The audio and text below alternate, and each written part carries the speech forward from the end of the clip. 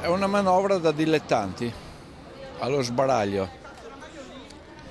Speriamo che sappiano fare meglio di quelli che hanno sbagliato prima, ma ho dei fortissimi dubbi. Quindi è un po' preoccupato lei?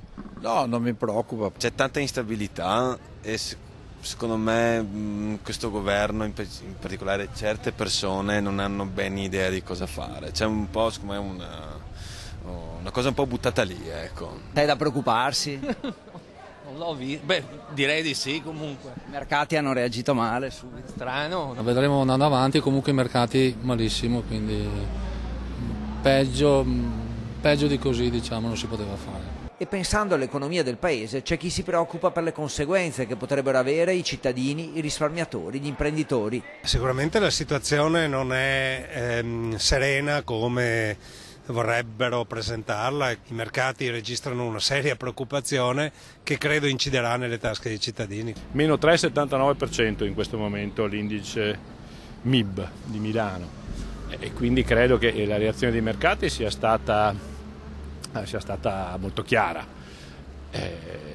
Se prosegue così credo che molti italiani, soprattutto quelli che hanno dei risparmi, che hanno dei capitali, i nostri imprenditori, si troveranno in difficoltà. Altri due temi importanti, il primo è il rapporto con l'Europa e anche qui non mancano le critiche al governo. Non si può prescindere dalle regole di mercato, bisogna sempre diplomaticamente contrattare, mediare, eccetera, cosa che questi dilettanti non sanno fare. Infine il futuro, per giovani e pensionati non mancano i motivi di preoccupazione. Io che ho 28-29 anni, per quelli come me più avanti potrebbe esserci impressione sicuramente, però così come i pensionati odierni, insomma, secondo me un po' tutti dovremmo stare attenti